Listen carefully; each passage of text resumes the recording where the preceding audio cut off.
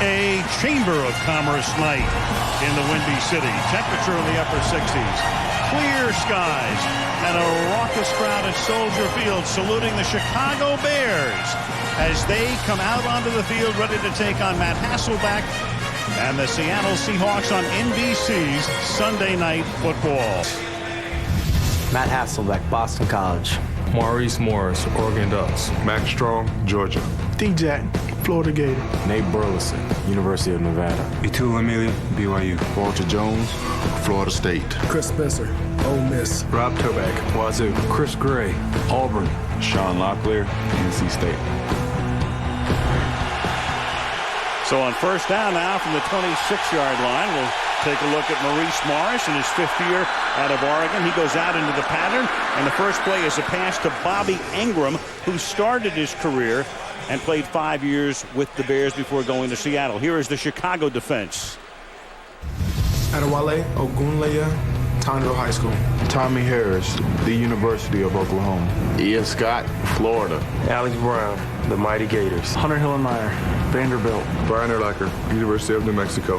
Lance Briggs, University of Arizona. Charles Tillman, the University of Louisiana. Danielle Manning, Abilene Christian. Mike Brown, Nebraska. Nathan Vasher, the University of Texas. Very much like last year's defense, Danielle Manning is the rookie starter at safety. There is Sean Alexander, broken foot, made the trip. You just saw Morris pick up the first down on 2nd and short. And now Hasselbeck with his second pass of the night, and that's dropped by Darrell Jackson. It'll be 2nd down. Matt Hasselbeck coming of age over the past couple of years. And, of course, last year, a tremendous season. You had a great threat, of course, in Alexander running, but Matt did his job throwing the football as well last season. You know, and he's really developed. And I think the part of him that has developed the most is his quick release. I mean, you can rush him. You know, everyone thinks that, you know, he's not mobile, he's not going to run in the pocket, they're going to get him, but he always gets rid of the ball before you can get to him. 3 receivers set here, and they give it to Morris. He'll work that left side, and he'll get across the 40 to the 41. It's a little different left side for Seattle this year. Remember, in the past they had Jones and they had Steve Hutchinson, but Hutchinson left. He went to Minnesota, so the new left guard is Chris Spencer, who they had to move over from center. And I'll tell you, he's not bad. I mean, Chris Spencer's not a bad guard. I think he's going to be a great center for a long period of time, but he's not a bad left guard right now.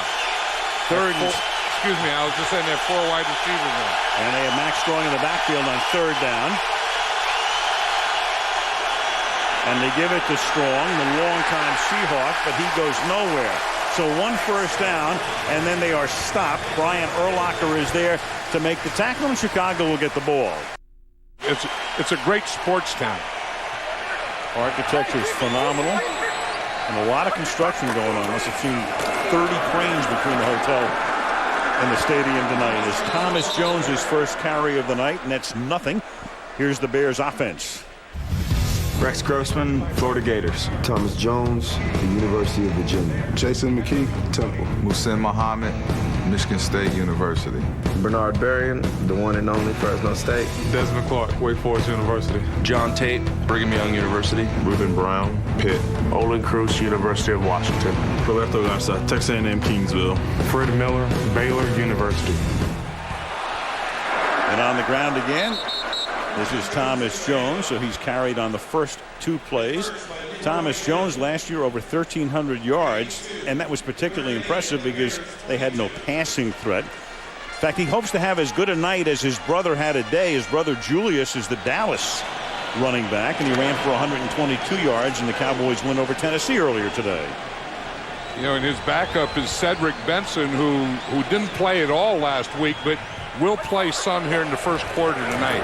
On 3rd down and 8, Grossman to the outside, and that's off the fingertips of Rasheed Davis, who caught the winning touchdown pass from Grossman at Minnesota last week. The coverage on the play by Kelly Herndon. So Chicago 3 and out, and no passing touchdowns.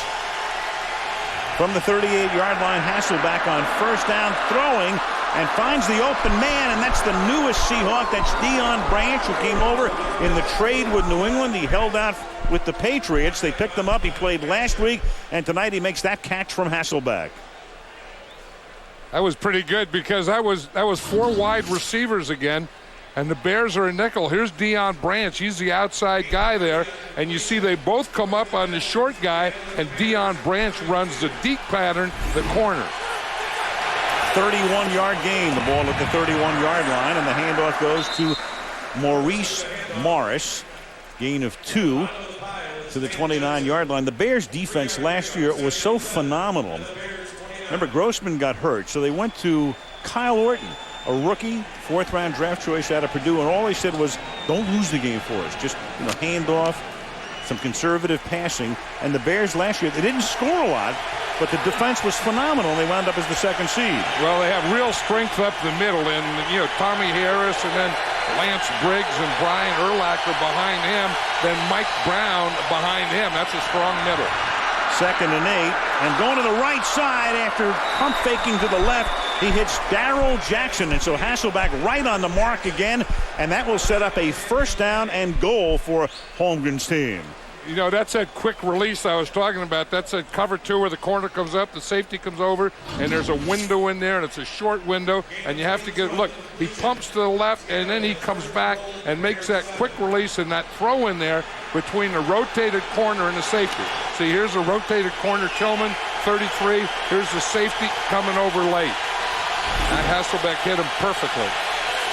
22-yard catch, 18th of the season. He leads the team in receptions, does Jackson, and that pass is incomplete, intended for Nate Burleson. Charles Tillman covering on the play. Seattle very proficient when they get into the red zone. There it is. Last year they were best in the league, 43 touchdowns, 64 Rays. This year they're 2nd best in the league through 3 weeks. I'll tell you something about that, though. A big part of their red zone offense was running and Sean Alexander. He had a real feel for scoring once he got close to the goal line. So the touchdown record last year, 2nd and goal. Draw, Morris, and he gets upended at the 5-yard line. Mike Brown, the safety, comes up, number 30, to make the tackle. So it'll be 3rd down and goal, and Sean Alexander can look and only ponder right now. Yeah, and this is what he likes to do. I was talking to Mike Holmgren about it last night, and he says, he said once he gets inside the 20, he just feels that end zone, and Sean Alexander loves to score touchdowns. Wouldn't we all? 3rd and goal.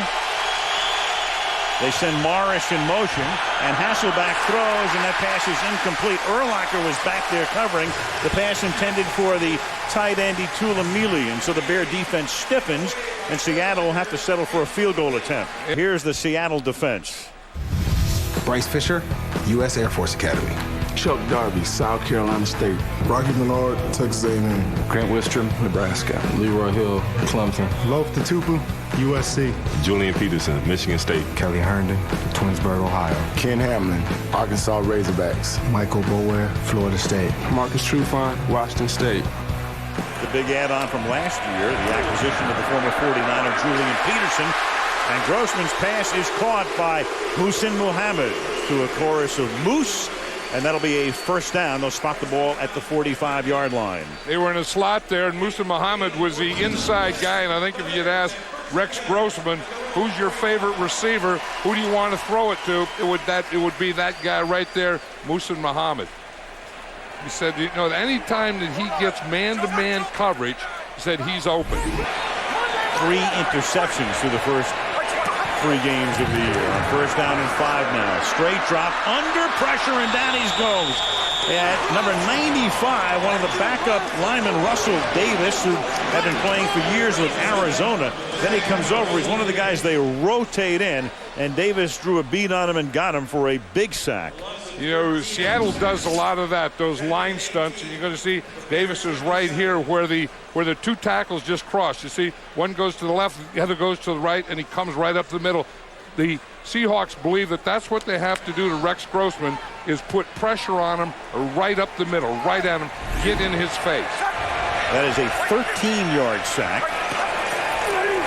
And now on 2nd and 18, Grossman throws over the middle, and he'll get a lot of that back as the catch is made by Desmond Clark, who was questionable coming into tonight's game with a foot injury. He's a little shy of the first down. It'll be 3rd and short.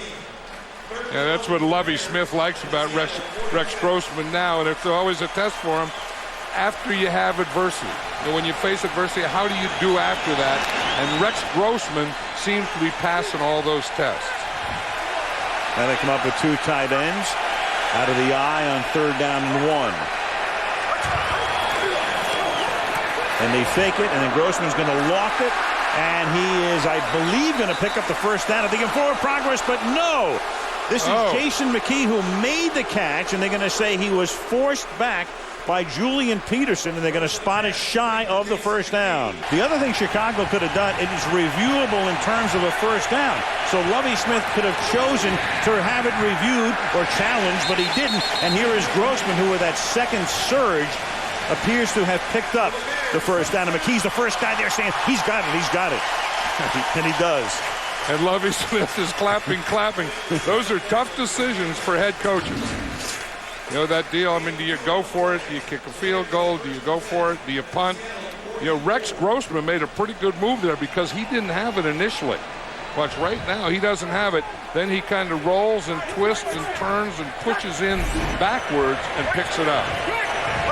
First down at the 44-yard line. Now Grossman with a fresh set of downs throws, and that'll be a very short gain to the outside. Caught here by the fullback McKee. So much talk about the Chicago defense, but Seattle last year with that great offense got to the Super Bowl. But you forget about that defense, and in particular that great middle linebacker Lofa Tatupu, whose father Mosi played for years, mainly with the New England Patriots, fullback and special teamer. But he took over, and from day one he was their starting linebacker last year.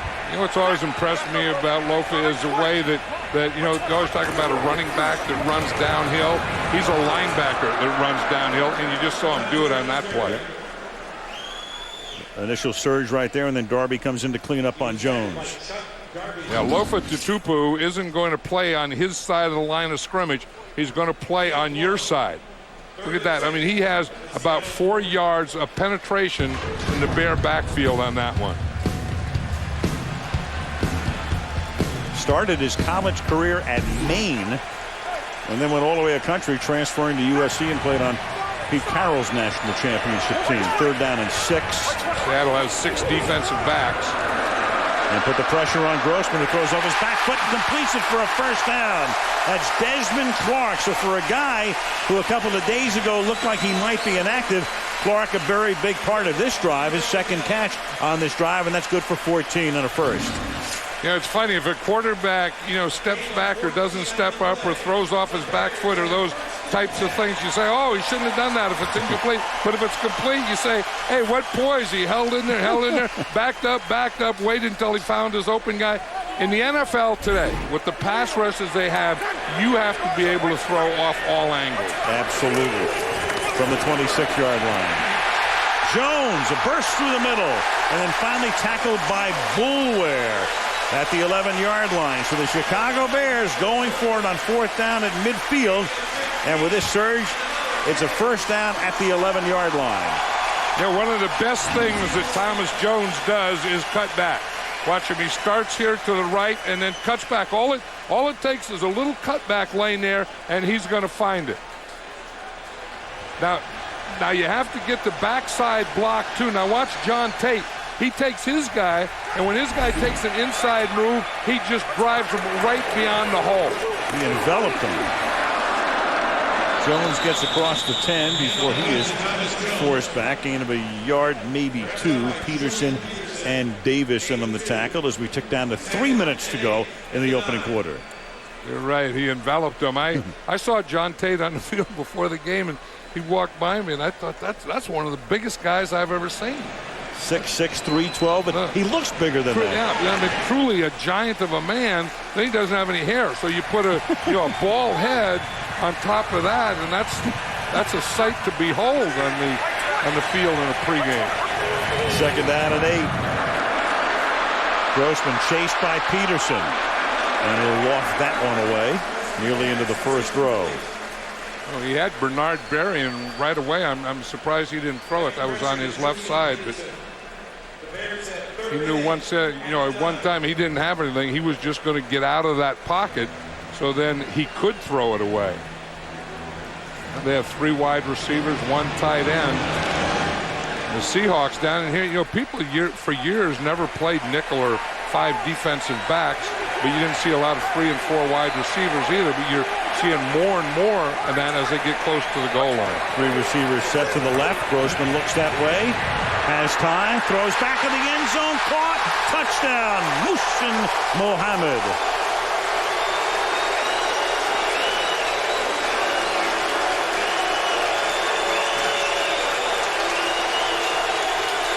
So the Chicago Bears on their second possession of the night go 69 yards, 12 plays to take the lead.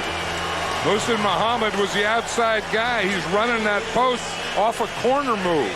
He starts up, fakes like he's going to the corner, comes back to the post, and Rex Grossman throws it right to the end line. For Mohammed, their number 1 receiver, his first touchdown reception of the year. Gold's extra point is good with 2:27 to play in the first quarter. In Chicago, the Bears have the lead, 7-3 over the Seahawks. Those columns, kind of like putting a spaceship in a way into the Parthenon.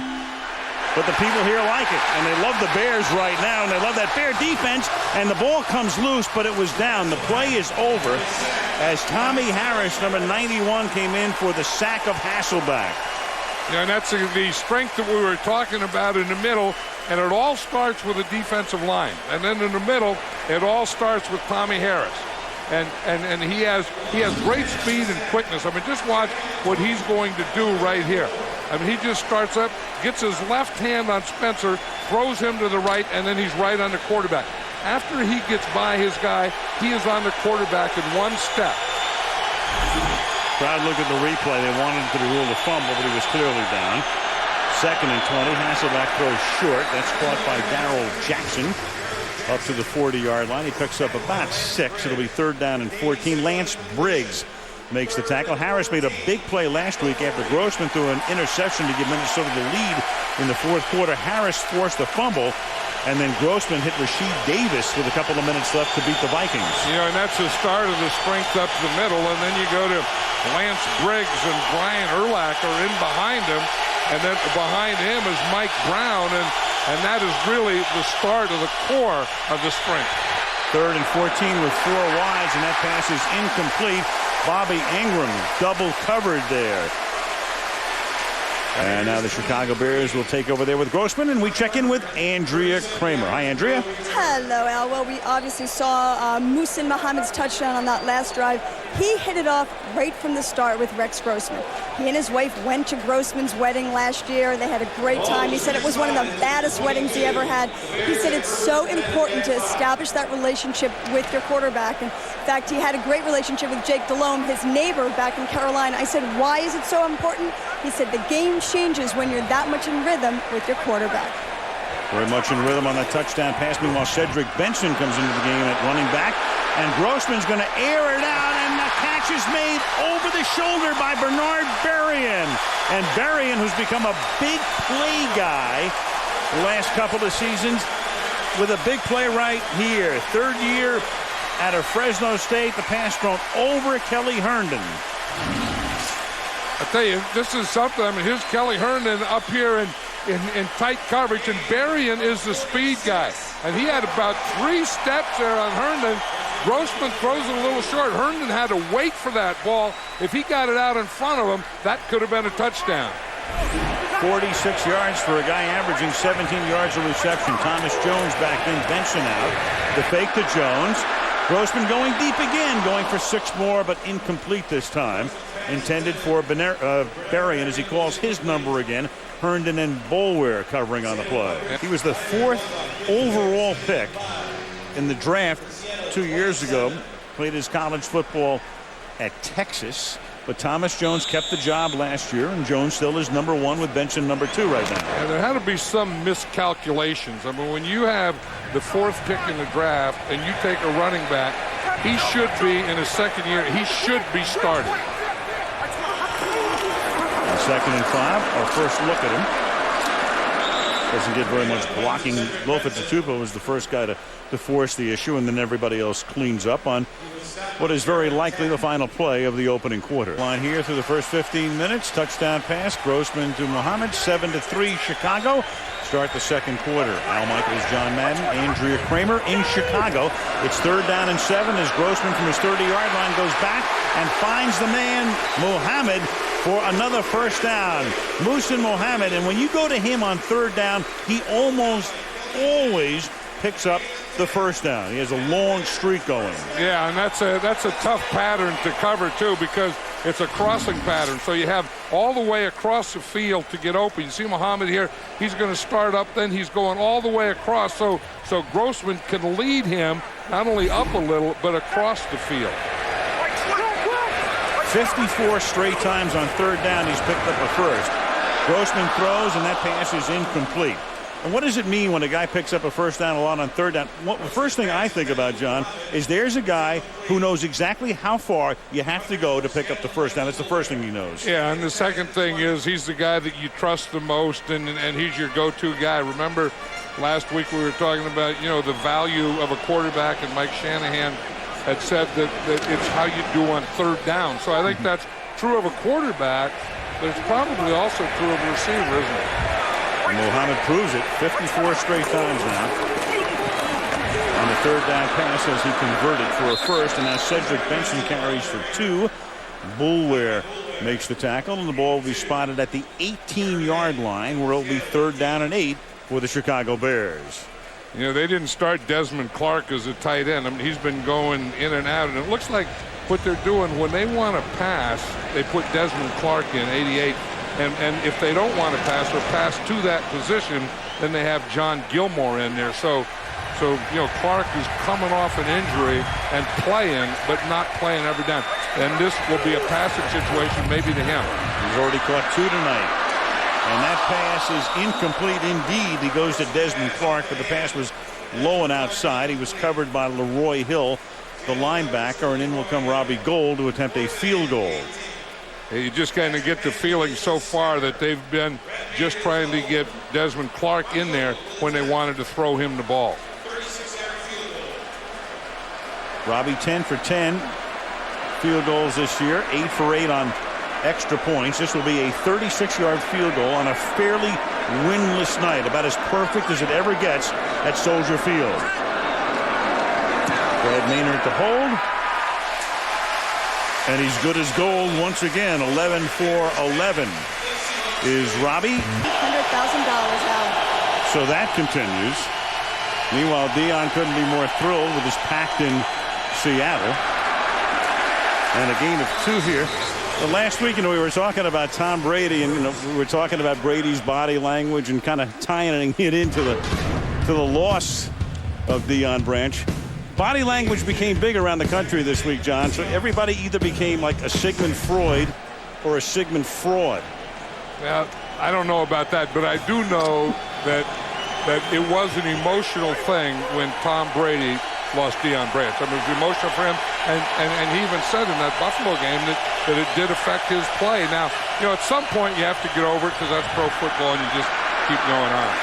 Well, Brady apparently in New England got over it today because they knocked off Cincinnati. It'll be 3rd down and 8. It's funny how, remember with the Patriots a few years ago, it looked like they had a bunch of interchangeable receivers, and then Branch really kind of emerged.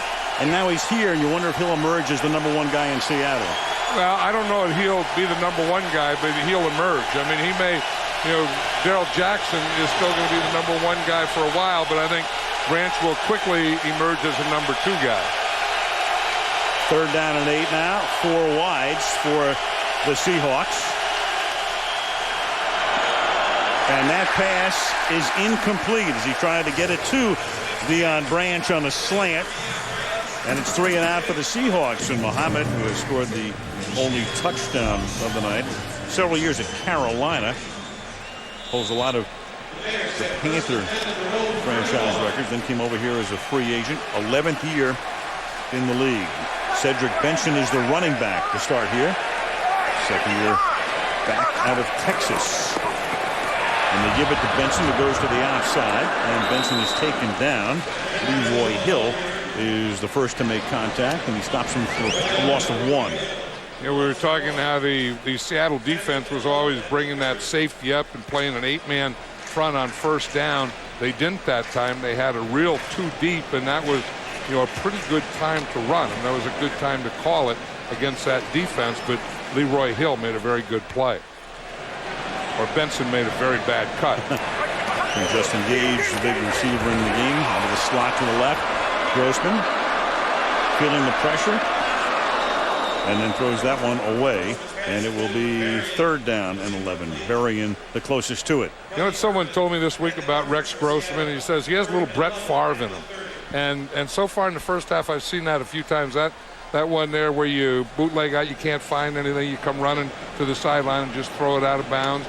That's one of Brett. That one where you keep going back while you wait for someone to get open and then you throw it off your back foot. That's Brett Favre. I'm not saying that he is Brett Favre, but he does have a little of that in him.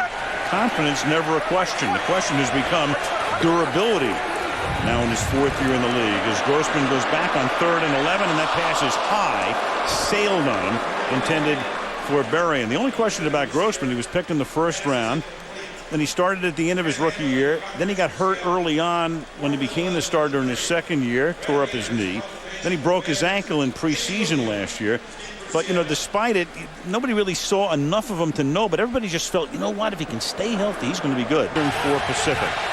From the 31-yard line, Hasselbeck off play action, rolling to his right, throwing. Open man is the expatriate, Deion Branch. That's EX/PATRIOT. Not an expatriate. 1st down. I'll tell you, he can really separate. This is a bootleg. You're going to see the backs fake to the left. Then Hasselbeck is going to roll out here or bootleg to his right, and Deion Branch was coming across the field. And that's where you can use speed, too. You can use it going up the field, but you can also use it going across the field, as Deion Branch did there.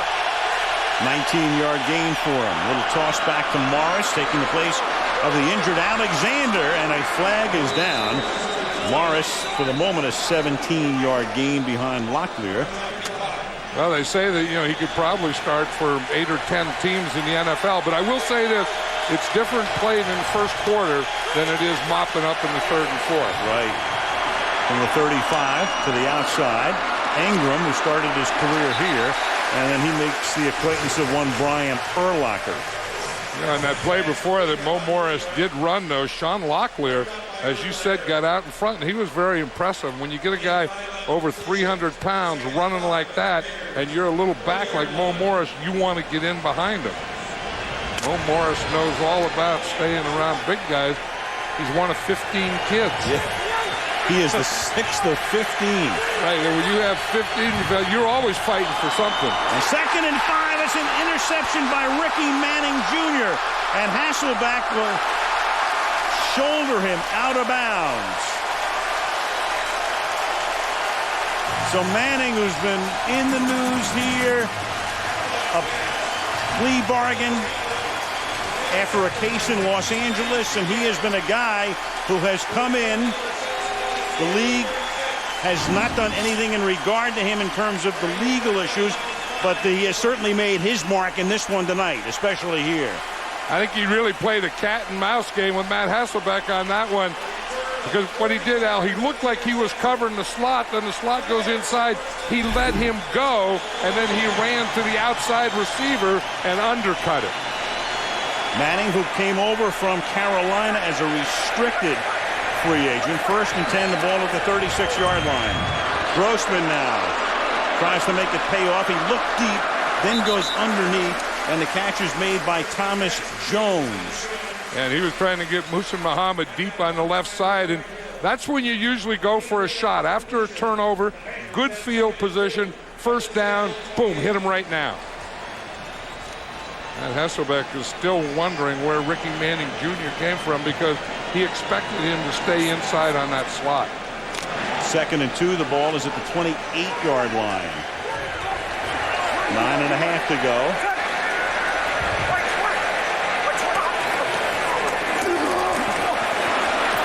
Picking and threading. Thomas Jones. Let's check in with Andrea. Well, you're talking about Ricky Manning after that huge interception. He spent Tuesday in Los Angeles, and he did plead no contest to a felony charge of assault for his role in an attack back in April. He was placed on 3 years probation, ordered to undergo anger management counseling, and perform 100 hours of community service. He told me he took the plea because he didn't want to risk going through trial, possibly missing part of the season, and putting the case in a jury's hands. He didn't want to lose time, money, or freedom. At this point, he hasn't lost any. And Grossman's pass is going to be ruled incomplete after the officials all looked at each other. Michael Boulware smacked John Gilmore as the pass got there, and Boulware then pays the price. Does Boulware. Oliver Celestin comes in to replace him at strong safety, and this is Jones carrying to the outside, taking it to the 23-yard line. Tackled there by Julian Peterson, setting up a 3rd down and 7. There is the recipient of that Boulware shot. He's still trying to get his stuff together. Look, he's talking to himself and others and making sure that he has everything. Boulware, they're checking him out, and you're checking the eyes and asking him questions just to see if he knows where he is. Boy, big safety, 6'3", 223. Gilmore, 6'5", 257. 3rd and 7.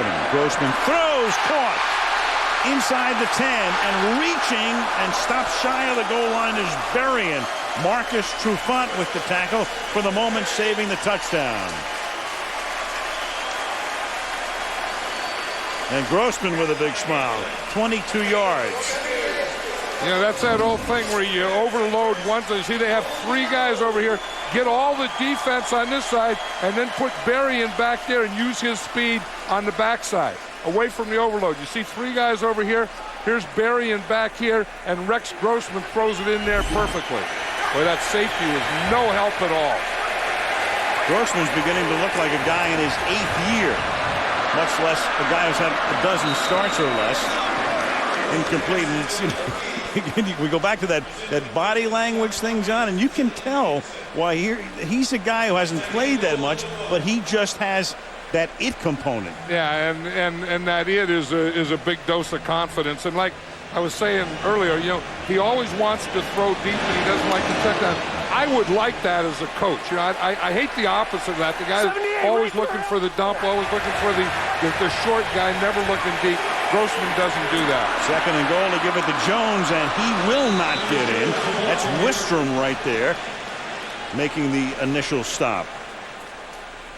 Wistrom has been making initial stops for a long time with his team, Seattle, and before that with the Rams. And the thing you have to do down here is you have to stay low. And you're going to see Wistrom, he just gets underneath his guy and just takes him right in the backfield.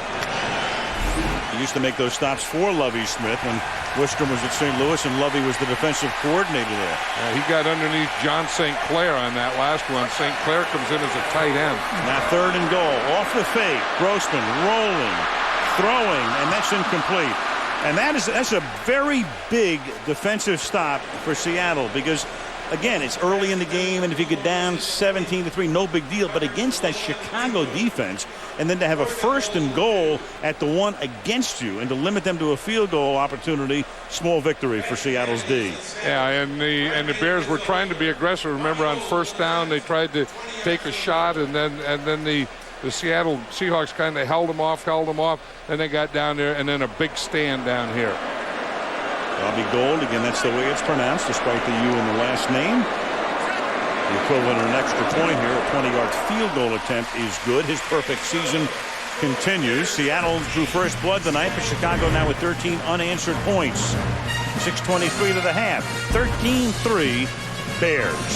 Lately, and he's kind of going 4 wide receivers, going end around, those types of things to find something. Really nothing since then. Hasselbeck on 1st and 20 has to check down, and even Max Strong wasn't expecting that one. Alex Brown put the pressure on from his defensive end spot. And that was one of the matchups we said we were going to watch. Alex Brown, 96, here against Walter Jones. And you see Alex Brown just uses his speed then. I mean, he just gets around, puts shoulder down. And, of course, what that did is that made Matt Hasselbeck step up into the pocket. Second down and 20. 4 wide. And they give it to Strong, the fullback on the draw. Back up to the 20-yard line. The defense will always take that on the 2nd and 20. Give you 5 yards. Set up a 3rd down and 15. You remember the old West Coast offense, and probably Mike Holmgren is as close to anyone as using the old West Coast offense, and it's all about rhythm. It's rhythm and timing, and if that offense gets in rhythm and gets its timing going, they can just cut you up. Conversely, when they don't get in a rhythm, they kind of look like the Seahawks have in the first half. Now they go with 5 receivers. Empty backfield. Hasselbeck almost paid the price there. On the run, throws, has it tipped, has it picked off by Manning Jr. He does it again. 2 picks for him. He's inside the 30.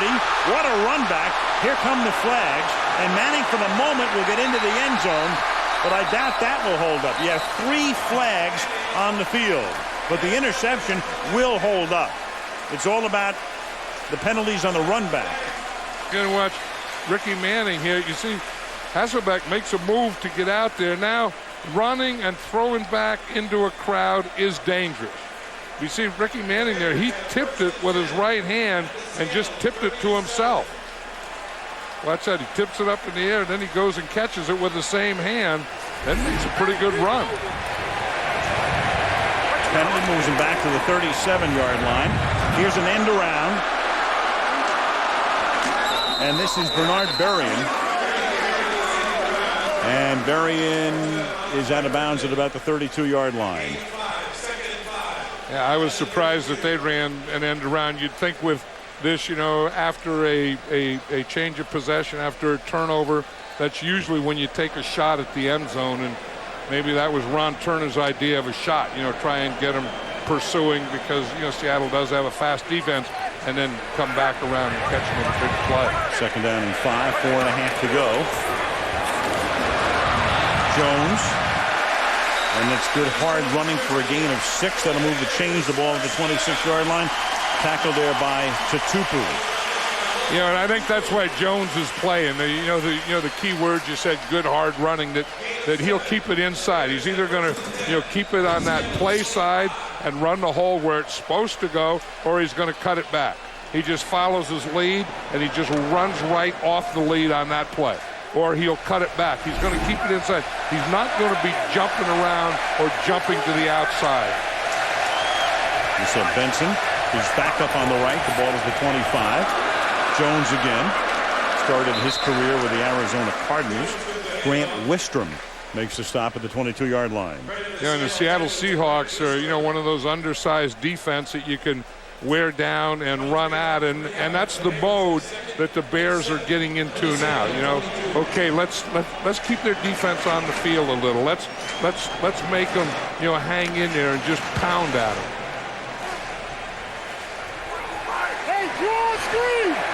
Second and 7. Grossman, great protection. Open man over the middle. That's caught by Gabe Reed. And he'll take it to the 3-yard line. So they go to Reed, picked up from the Titans. He's on the depth chart. He would be your 3rd tight end. But after you pound it and you pound it, I'll tell you, it makes throwing it and protecting a lot easier. Look at the protection that Rex Grossman has here. I mean, he has the time to look and find his guy and hit him, because they made the perfect pocket for him. That's Reed's first catch of the season. Doesn't play all that much. First and goal. And this time Jones is able to get it in. So they were thwarted when they had a first and goal from the 1 on the last series, but not this time, as Hasselbeck's interception by Manning, and there is Manning keeping the legs loose on the bench. Jones says, give it up for me, gang. Let me hear it. 20-3. The thing that Thomas Jones does, as I was saying earlier, he'll always keep it inside. That time he started left and just cut back. Watch, He's going to start to the left here, and that's where the play is. But then he sees that movement in the middle, and he just cuts right back and slices in. You know, so much of that down on the goal line is a feel. That's a good shot. When you're a tough running back in the goal line, they just sow the grass right into your shoulder pads. It's tough running or a bad seamstress. Here's Hasselbeck swinging it to the outside. Max Strong taken out of bounds at the 27-yard line. At the 2-minute warning, each team has all of its timeouts. Ball at the 27-yard line. Hasselbeck rolling to buy time, and that's incomplete as Itula Mealy, the tight end, was trying to run with it before he caught it. You know, John, you go back to the history of Soldier Field here. Now, the Bears played a lot at Wrigley Field, of course, in the early years. They played a few games here in the 20s and 30s. This has been home since '71, except for the year in Champaign. In all the games they've ever played at Soldier Field, they have never had a 17-point lead and not won the game. Just more good news for Mike Holmgren, huh? Well, you know, you can't remember an offense like this over those years. I mean, 1985 and that Bear team and that Super Bowl was a great year in all areas, but you know, it's always been the thing is, you know, good defense will hit you, good running game, and their but is, well, who's your quarterback? And then they go, well, let me see. Well, Sid Luckman. You know, they eventually get all the way back to Sid Luckman. Yep. Still get back to Luckman. He's still all over the record book. The late Sid Luckman. Wonderful man. That's caught by Bobby Ingram. So after Strong had picked up the first down. But he still holds a lot of the records, including passing touchdowns, passing yardage for a career, single season. Eric Kramer had 29 back in '95. He had that one good year. You go back to Billy Wade, who had only 9 career 300-yard games, but that tops all Bear quarterbacks. And that was in the 1960s. Sure, and I guess it's, you know, you think about, well, the Bears. You think about running backs, and you think about middle linebackers and cold weather and all of that. You don't think about the glamour boys. Right, and that's what Lovie Smith is trying to keep here. He said the Chicago Bears are about a great running back and a great middle linebacker, and that's a tradition I want to uphold. But he got a lot more than that right now. Not that the names Peyton, Sayers, and Butkus come to mind. A flag is thrown as Darrell Jackson makes the catch here, and then another flag comes in at the end of the play. So 2 separate calls here. And that was a play that you almost had to make. Deion Brand starts in the backfield, and they break him in motion. The ball to the 24-yard line. Hasselbeck under pressure, hit as he throws, and the pass is incomplete. And the Bears are trying to contend that it should be grounding. Tommy Harris got there, but McCauley said no.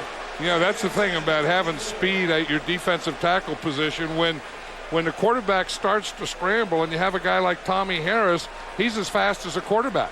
And he's going to go and catch him, and he goes like a linebacker.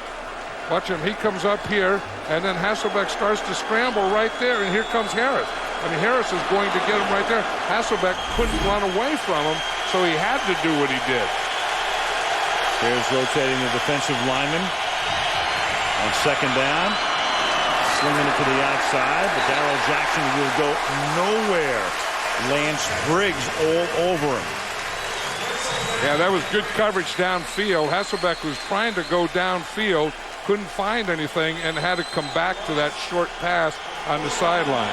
Third down and 11 at the 25-yard line. Hasselbeck, boy, that secondary is doing some work. And now he's going to run, and he's going to run for a first down. And he's going to get the most out of that run. He knew exactly where he was and was able to pick up 3 or 4 extra yards at the end before he's forced out. That is a first down. It stops the clock with 45 seconds, and Seattle still has 2 timeouts.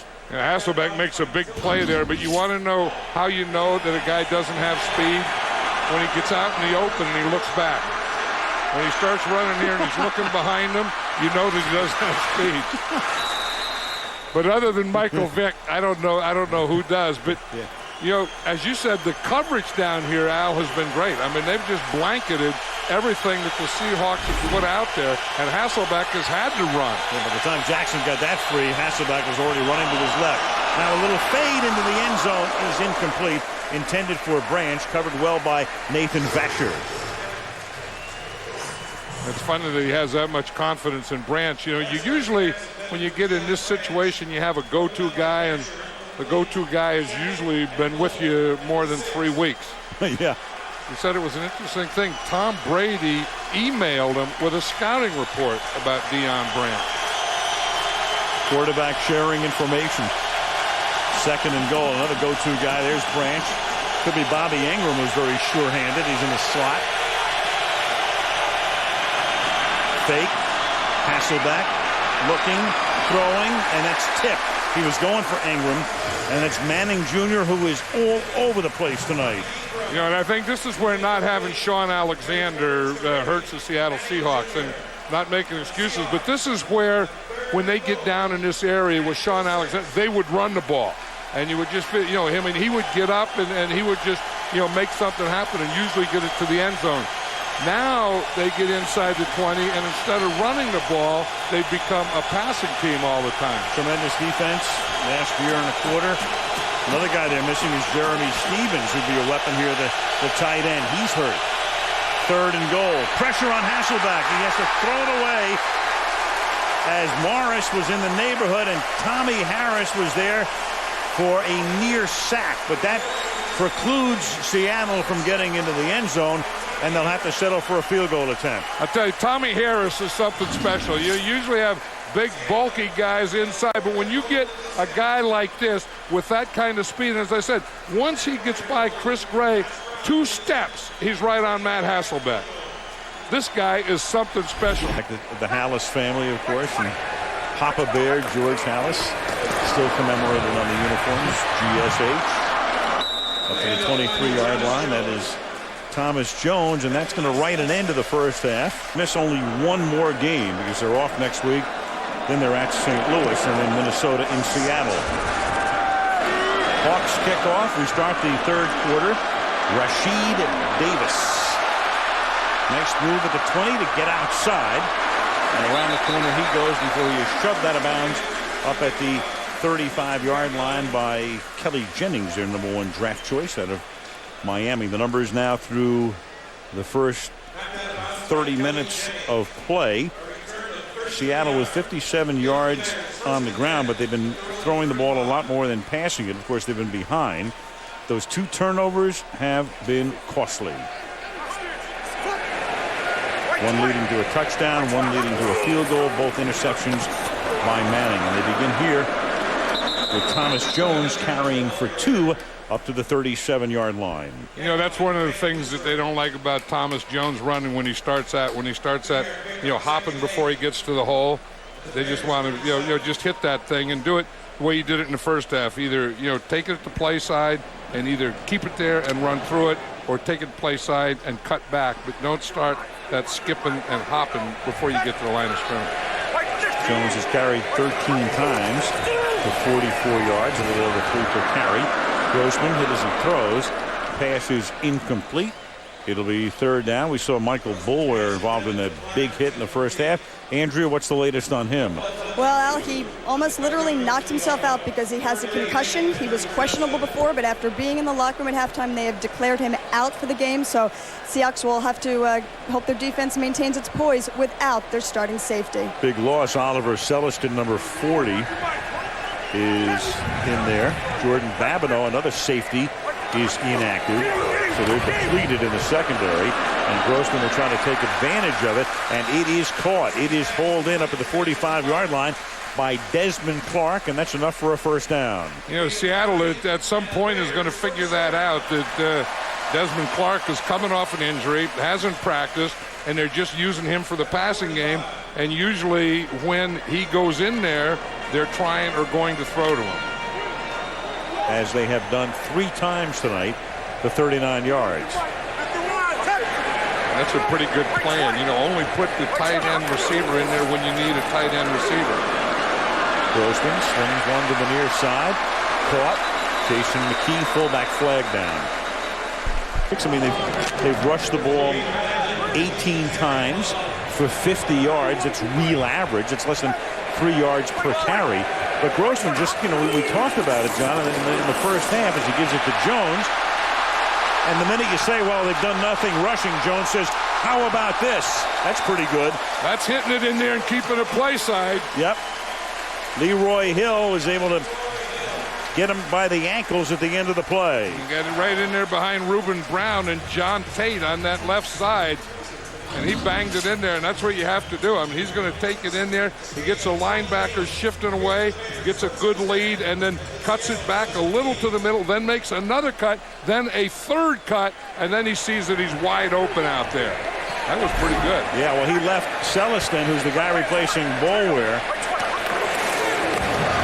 in the lurch as Muhsin Muhammad makes the catch and takes the ball to the 8-yard line. That's close to a first down. Trufant and Hamlin in on the tackle. Well, Trufant was too far off him, and if you're down here and you play like Trufant plays here, then Rex Grossman is going to do that all night to Muhsin Muhammad.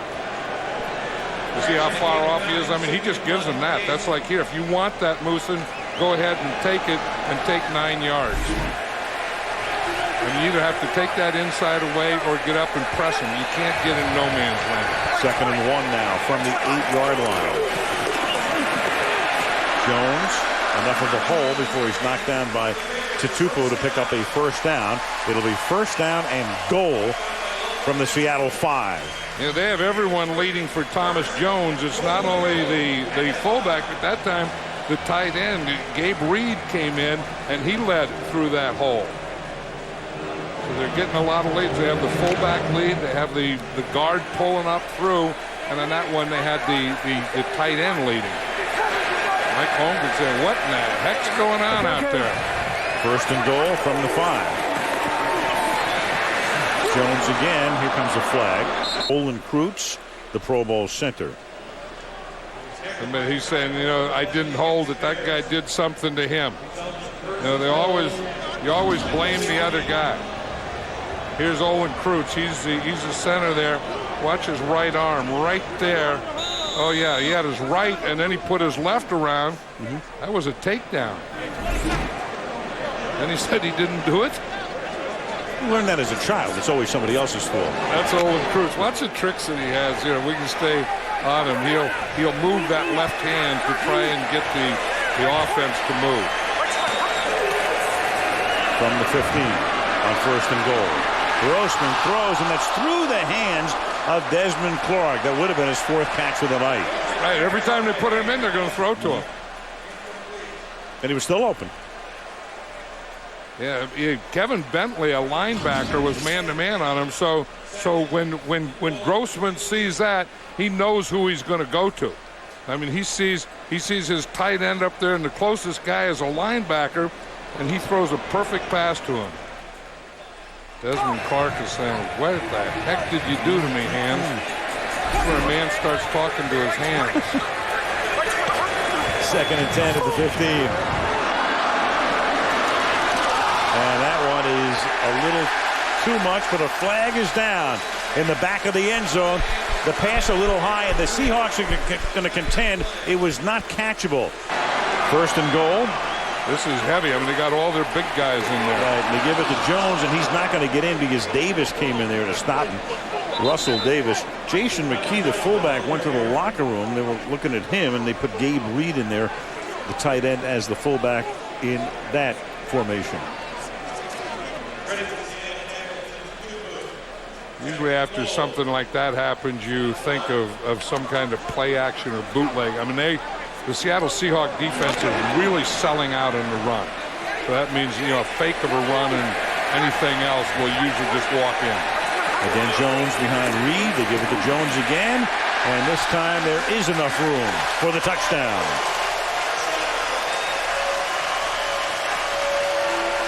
The Chicago Bears, 65 yards, 10 plays, 5 runs, 5 passes with the opening kickoff of the second half. Thomas Jones had a good feel on that one down here. They're going to pull Reuben Brown, and they're going to lead the tight end or the fullback there. Reuben Brown just whiffs, but just his going through there and just the air of 74, Reuben Brown, just him whiffing.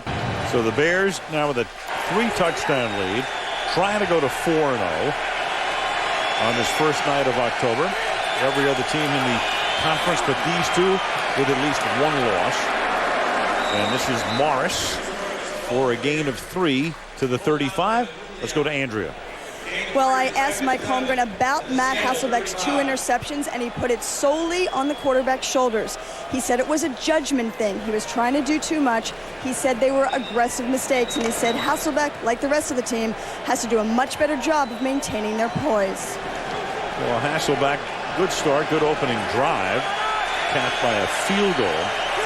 But since then, it's been the Bear D, as it is in this case here, because he's forced to throw it short, intended for Morris with a Chicago defender at his feet. But, you know, it's not all Hasselbeck. I mean, he hasn't had a lot of protection. He hasn't had a lot of guys getting open, and his defense hasn't helped him out. I mean, you know, when they had to make a stand, I mean, they got the score there at the end of the half, and then you kind of get fired up at, you know, halftime, and you come out, okay, let's go get him now. And the Bears just take the ball and ram it right down their throat and score. 3rd down and 7.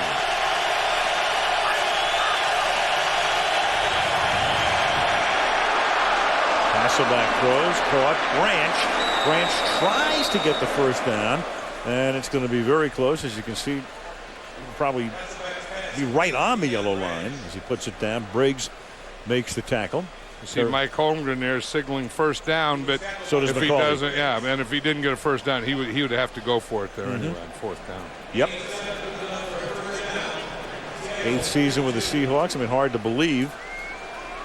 He's now spent more time as the Seahawks coach than he did as the Packer coach. 7 years in Green Bay, but long enough to get a street named after him. And at both places, still one of the best coaches in the NFL. Hasselbeck throws it onto the bench. Right.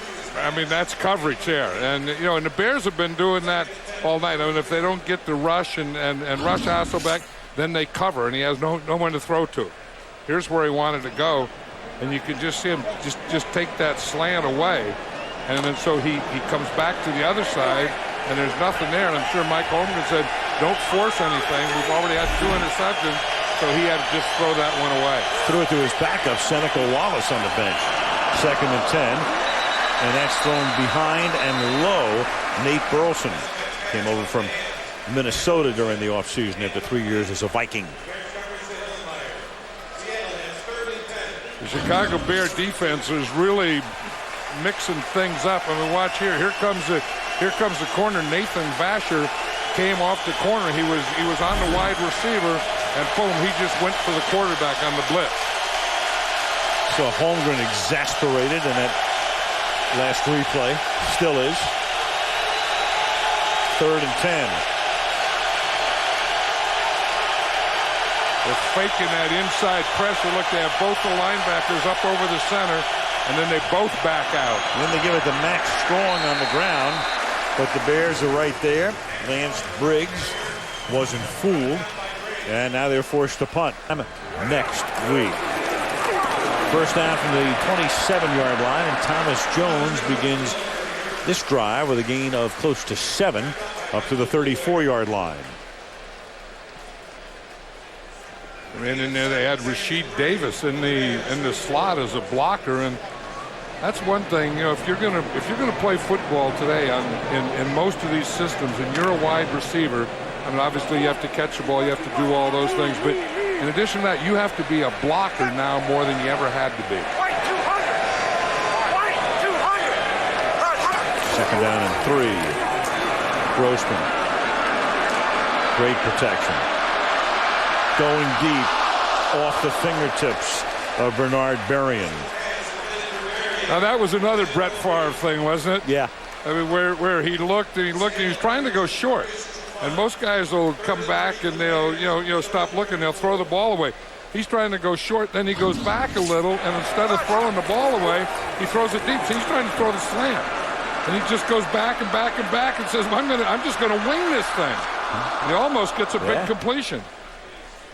Marcus Trufant covering on the play. That's the place that he's looking, is where Trufant is covering.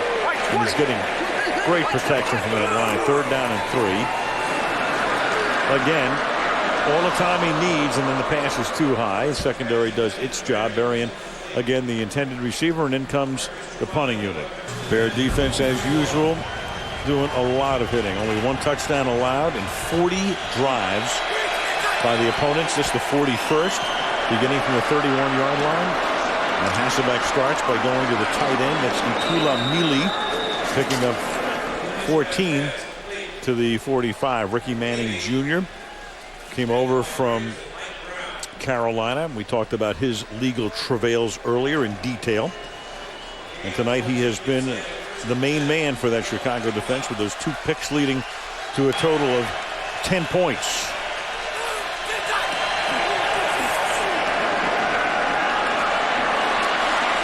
Hasselbeck throws, and with patience and protection that time, hits Darrell Jackson. Seahawks on the march, ball at the 37-yard line. The Seahawks down 27-6. They're getting in a form of a hurry up right now. There's Darrell Jackson here. He makes like he's going to go up. You push up, and then you come back, work back to your quarterback. 5.5 to go in the 3rd. Mr. Urlacher, Brian Urlacher, blitzing, knocking down Maurice Morris in the backfield. Yeah, and that's what Urlacher does. I mean, he's not going to take on a lot of blocks. He's going to try and hit a gap, and that's exactly what he does. He hits that center guard gap, and then as he hits it, he keeps his head up, eyes open, and look what he finds. He hits that gap, and boom, right there. 3-yard loss on the play. That's the way he plays. I mean, he's not sitting back there and waiting for it to come to him. He's going to go get it. 2nd and 13. Hasselbeck going deep, has an open man, and that's Jackson, who can't control it on the sideline. Jackson was free. He'd beaten the defender. He got behind Charles Tillman and couldn't hold on. You know, you have to believe that was a cover 2, because it looks like Charles Tillman lets him go, like he's going to bump him and then let him go, and the safety's supposed to come over there. I don't know. I mean, that was either terrible coverage by Tillman, or the safety didn't get over there. Well, Jackson had a reputation a couple of years ago as a guy who, and he did, he dropped a lot of balls. Then he got a lot better. Last year he dropped none of the 38 thrown to him, and tonight can't handle this one. 3rd down and 13 from the 40. Look out. Mark Anderson, a rookie who plays behind Alex Brown, 5th-round draft choice from Alabama. Boy, and that's a tough thing when you're trying to bootleg into the side where a guy is pass rushing. You know, you like him to be play and run. Anderson is just taken off up the field. Walter Jones doesn't have a chance on that.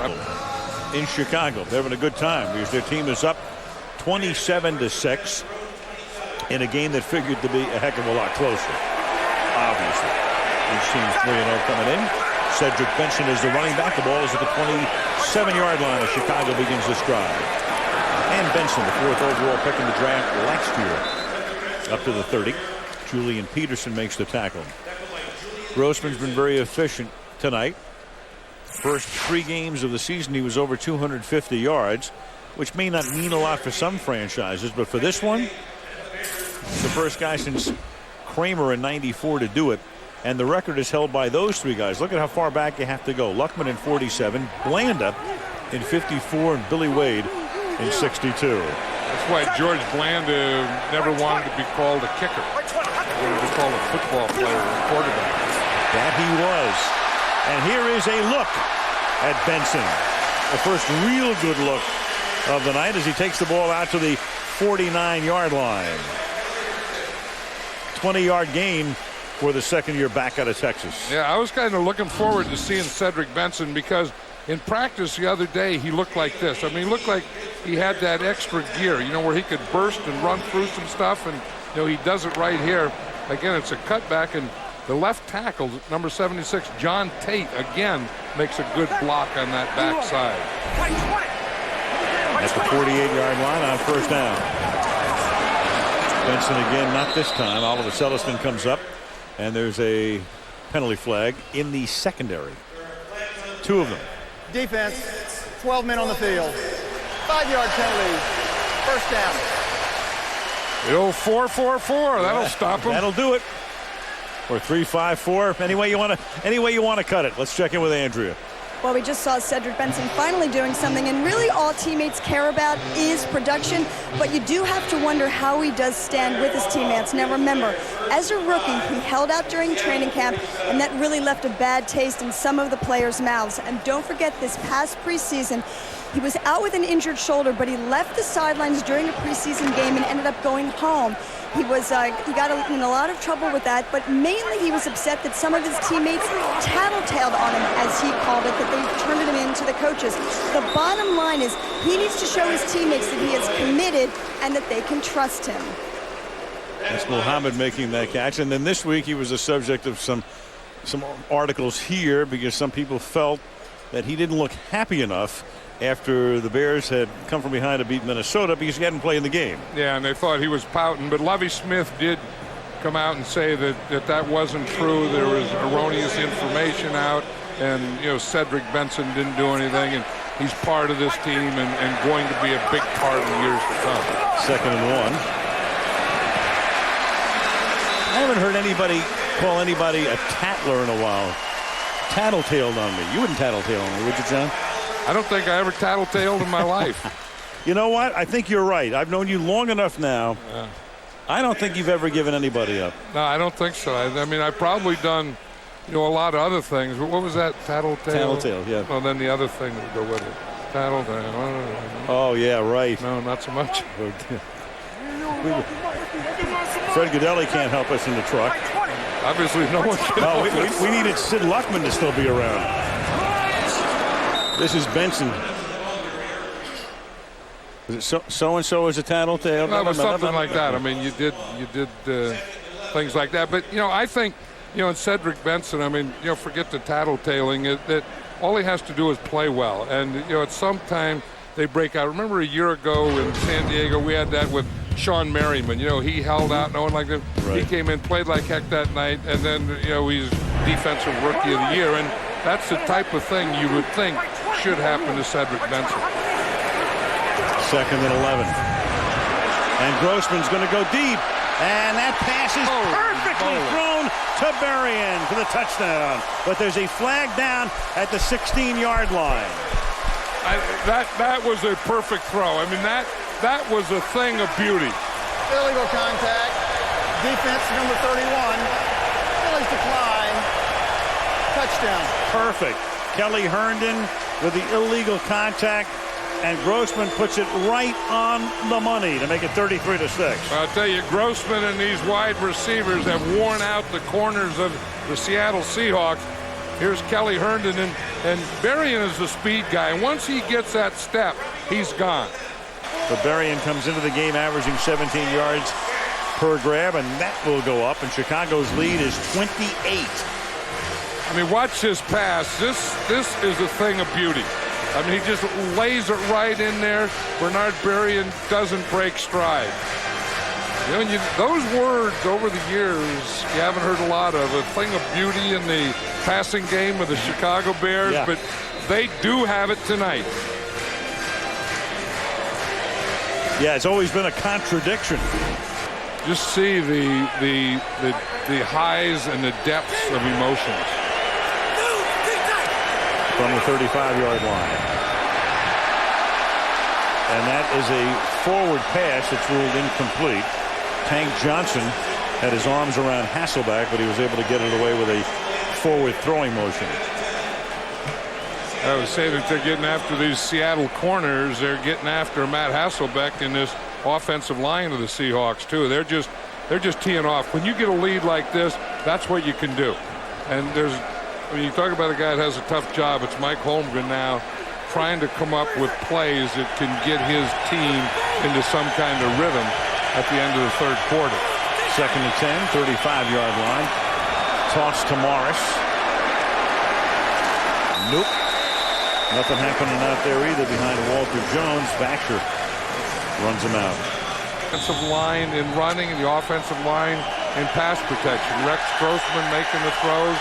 I mean, they have every part. Special teams, everything you need in the team the Bears have had so far tonight. 3rd down and 12. Hasselbeck throws, and he's able to convert the first down here as the ex-Viking Burleson makes the catch. Soldier Field, Chicago. Al Michaels, John Madden, Andrea Kramer as we start the 4th quarter. Matt Hasselbeck under pressure, under duress. Tank Johnson and Alex Brown are there for the sack. Didn't even have a chance to turn around. No, the pass rushers were almost as quick as Hasselbeck's drop. I mean, that's when you love to be a pass rusher, because you can just take off. And you see Brown, I mean, he gets around Walter Jones, and by the time he gets around him, he's right at Hasselbeck. It's an 11-yard sack, the ball at the 41. Look at a 13-yard sack. 2nd down and 23. Hasselbeck swings it to the outside. Morris. Bears will let him do that all they want at this point. Little short little nibbles here. Tillman with the coverage. Yeah, and those defensive linemen are just getting in sprinter stance now and just sprinting to the quarterback. I mean, the short pass or the run isn't going to hurt this defense now. 3rd down and 19. Manning is there. Comes in the nickel. 2 picks tonight, both in the first half, leading to 10 points. Hasselbeck throws it over the middle. Bobby Ingram makes the catch, and the one-time Bear is stopped at the Chicago 49-yard line. A gorgeous night and a great night for the crowd here, because it's been all Bears, and they start by giving it to Jason McKee. Of course, Chris Collinsworth has been back in the studio all day, has watched all the games. CC, what's on your mind? Guys, I tell you, this one's on my mind, guys. I tell you, this one's on my mind. I'm really surprised at what's happened here tonight. It didn't surprise me totally that Chicago ends up winning this game, or at least looks like they're going to win the game. But the manner in which they've done it, I mean, Sean Alexander can't make that much of a difference between these two football teams. Yeah, I don't think so. I mean, I think it's something that the Bears are just too physical for them in all areas. But are the Bears now that super team we've been looking for out of the NFC? Because as you start to fish around, if Seattle is not this good, is it Dallas? Maybe, I don't know. They played pretty well today. Washington seems to be coming back. Maybe Atlanta. But if you're looking around the NFC at least, right, it's the Chicago Bears. I mean, Rex Grossman now, and it's a different Bears team. Now it's a Bears team that's not based on defense and a running game. It's a Bears team based on defense and a quarterback that wants to throw it deep every snap of the ball. He's almost like a Brett Favre kind of guy out there. Here he is now throwing underneath to Jones. And, you know, we talked about it earlier, Chris. I mean, last year, people forget, no offense. Young quarterback, because Grossman had gotten hurt. They had to go with Kyle Orton, but he was just there to manage the game and handoff. But the defense was so dominant, they wound up as the #2 seed in the conference. 11:37 remaining in the 4th period, and Hasselbeck's going to hand the ball off to Morris. Bring back Chris Collinsworth from our studios in New York and right across the river. What a game that was today between the Jets and the Indianapolis Colts, Chris. Yeah, I don't know if you guys saw it or not. I was going to ask John about the Eric Mangini decision. It was 14-14, and he had about a 4th and 2.5, almost 3 yards, decides to go for it instead of kicking a field goal there, and they come back ultimately, end up losing by 3. Sack here by Mark Anderson, his 2nd of the game. Well, I know it's easy to say, you know, as an ex-coach, I'm always going to defend the coach, but maybe one of those guys that have never been a tattletale, maybe that's why. I believe they did the right thing. You know, I think when you play against the Colts, that you have to take every opportunity you can to score points. I mean, the Colts scored, what, 31? So you knew that you had to get 32 points somehow. I mean, even though you didn't at 14-14, so you look back at it. But I say this to the people that second-guess them, that the people that second-guess them probably wouldn't have gone for that onside kick that he got, and they would have lost anyway. You're right about both of them on my account. I would have kicked the field goal, and I would have definitely not gone for the onside kick. Yeah. So the score is Mangini 7, Collinsworth 3. Meanwhile, the score here is Hasselbeck on the ground again on a sack by Tommy Harris. And not too often will you see that look on Mike Holmgren's face. I'll tell you, Chris, have you ever seen a more dominant inside guy than Tommy Harris tonight? I mean, a guy that I mean, there probably has been more dominant or as dominant inside guys, but this guy, with his size and with his speed and with his first and second and third step, he's amazing. Well, John, the thing that impressed me, I was watching some tape on these two teams, obviously, coming into this game, is that, there are a lot of good players, but good players don't always hustle. And Tommy Harris plays like he thinks he's going to get cut tomorrow. And that's what impresses me more than even the talent. Meanwhile, here's the rookie Devin Hester with a good run back to the 32. So you saw Harris with a sack. The Bears have 5 sacks tonight. They have done everything. An all-new Tonight Show with Jay Leno this week here on NBC Late Night. Cedric Benson, the ball carrier here. Probably see a healthy dose of Cedric Benson going down the stretch. Here we see Tommy Harris there, and Chris Collinsworth was just talking about how he always hustles and runs, and this whole Bear defense does that, and that's a Lovie Smith coach trait. He grades them on what he calls loafs, and if they don't go 100%, then they get checked off for having a loaf. And most players on defense will have double-digit loafs per game. Is half a loaf better than none? Here's Benson. No, but you try and get single digit. I mean, you would try and live with 2 or 3 or 4 or 5 loaves. I think Brian Urlacher said the best that he's ever had was 6 loaves. He said he's always in double digit. He said, like last week, he was 12 loaves. Andrea, to you, no loafing now. No loafing, and not much, as you say, for Urlacher. But what is actually Urlacher's definition of a loaf? Well, when a ball is thrown deep and you don't turn and sprint for it full speed, that's a loaf. If you're down on the ground and you don't pop right up, that's a loaf. And any slowing down during a play, that's a loaf. And remember, guys, 1 loaf, now keep this in mind, -5 on your grade. So when we grade them, we got to keep in mind about the loafs. Now, on the other side, do you think Lofa Tatupu has ever had a loaf? I don't know that they grade loafs there. They may have to tonight. No, they've just gotten whipped. I mean, the Seattle team flew in here from the Pacific Northwest and got a whipping here in Chicago by the Bears. Meanwhile, Robbie Gould to attempt a 41-yard field goal. He's had a perfect season, hasn't missed a field goal attempt or an extra point this season. Can he keep that one going? Maynard to hold. And Mr. Gould does it again.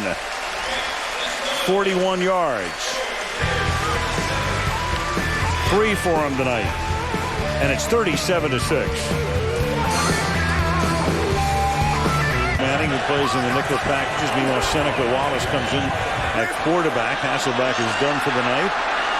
And Wallace throws, and that pass is Deion Branch along the sideline. One official checks with the other, and it's incomplete. It was out of bounds. Yeah, this is one quarterback change that I don't think you can make anything out of. I don't think you can say that Hasselbeck is hurt, and I don't think you can say that Seneca Wallace is going to be the starter here. Maybe it's just more of a mercy thing. Yep, but you're saying the game is over, and I'm not taking any chances in getting that man hurt, and we'll just lick our wounds a little bit and get back and regroup and try to get ready for the next game at St. Louis in 2 weeks. And you can see that he was sacked 5 times, and he was knocked down at least 3 times. So Matt Hasselbeck, he's just coming off a rib injury too. He did take a little beating tonight. Morris, Lovie Smith, 5-11 as a rookie coach 2 years ago. Stayed with his program, 11-5 last year. Big Sandy, Texas. How did he get the name Lovie? Well, his parents expected a girl, and it was like hell or high water. They were going to name him after, or her, after a favorite aunt, Lavina, and well, it's a boy, so we're still going to name him Lovie. That's one of those things you have to be tough to live with that name, don't you? Yep, and he is tough. There's that boy named Sue. 3rd down and 7. Wallace swings it to the outside. It's funny, he has the rookie safety, Danielle Manning, who hasn't been involved in too much action tonight. Well, Al Michaels and John Madden just talking about Lovie Smith, the head coach of the Bears. I had a chance to spend some time with him this offseason in Big Sandy, Texas, his hometown, 100 miles east of Dallas. He says that his players say that he's still really country and he has not forgotten his small town values. Now, his high school team was a 3-time state champion. One season, they even scored a national record 820 points.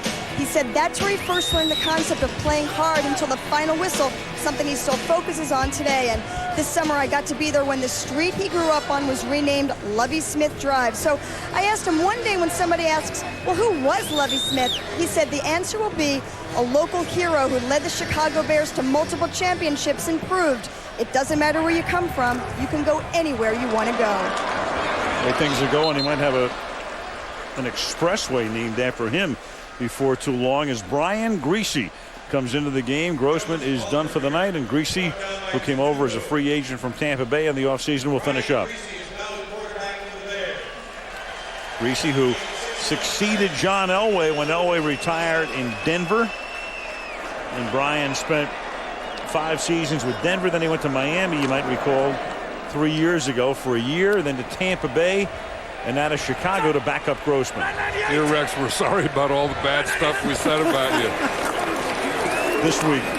And I think that's the way it has to be.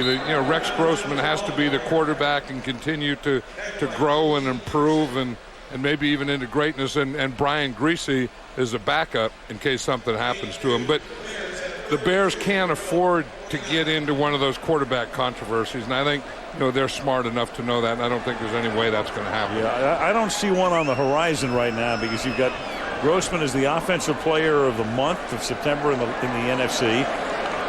Great night tonight for him, all things considered. 232 yards, 2 touchdowns. And next week, Buffalo comes in here, then Arizona there, San Francisco here, 3rd and 2. Draw to Jones. Of course, no coach is going to say, oh, yeah, that's an easy schedule. But as a fan, you can look at it and go, I know Buffalo beat Minnesota today, but they come here at Arizona. Who knows what's going on with the Cardinals right now. 49ers got killed today. Then Miami. That's a messy start there. So you look at the next month for the Chicago Bears, and it's, well, Yeah, and if you pick a schedule, that's a pretty good one to pick. Right, and if they're really a good team, they have to win those games. And even when they're playing the Giants, New England, teams like that, if you're going to be the best, you got to beat the best, and you have to be able to win those kind of games like the Bears are tonight against the Seattle Seahawks. From the 32, Jones. Steady dose. Jones tonight trying to get up and over the 100-yard mark. He is 2 yards shy of it right now. He's carried 24 times for 98 yards. You know how the players come out in the field and they have that big huddle before they run out, and that was their chant today in the huddle. That if you want to be the man, you got to beat the man. I think they're looking at the Seattle Seahawks. They were NFC champion. They were in the Super Bowl, and if you want to be that man, you got to go out on the field tonight and beat them, and they've done that. Well, they are the man of the moment. Yeah, and then we have to put everything in perspective. We're still talking about the 4th game of the season. Right, 2nd and 10. Cedric Benson tackled by Hamlin. Yep, the championship is won in February. Not in September, not in October, in February.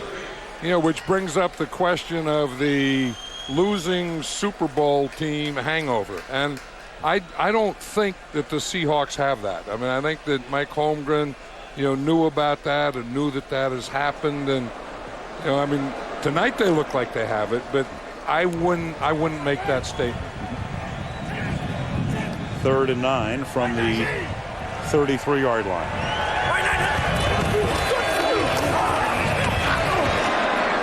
Benson. John talking about that hangover, and it's well illustrated in what's happened to the Super Bowl losers. Games being played. There's a lot of great players out there. There's a lot of stuff going on that doesn't have to be talked about every minute. Well, everything's become a sideshow. This is Marcus Weeks, who they signed as a backup running back when Alexander got hurt out of Virginia. They brought him up, put him on the active roster, so he'll close it out. There's Lofa Tatupu, and the Seahawks will go home and after the off week, get ready to take on the Rams. Yeah, we asked Mike Holmgren last night if he would be playing, and he says, I hope not. I think the reason he hoped not is he didn't expect to be 37-6. No. Well, this is something that Holmgren has rarely experienced, losing a game to Chicago. All of those years, of course, in Green Bay. A couple of times when Seattle's met Chicago, Mike has a 14-2 record against the Bears, and Holmgren's teams have won 12 consecutive games against Chicago. So he's in a position he's rarely found himself in. Look at that. That'll be his first loss since 1993.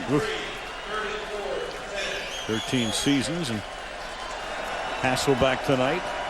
2 interceptions, 2 costly picks. Seattle will run one more play and put the stuff in the duffel bag and go on home. Meanwhile, Chicago, another game without allowing a touchdown. Another game allowing less than 10 points, and a dominant victory.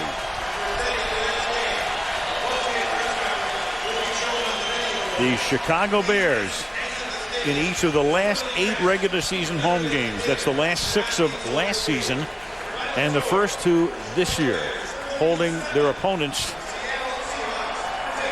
under double digits. Lovie Smith and company, a big night in Chi-Town, 37-6 as the Bears rout the Seahawks. The Sunday Night Football postgame show comes up next. Sunday Night Rockstar of the Game. Interviews and highlights after these messages from your local NBC station.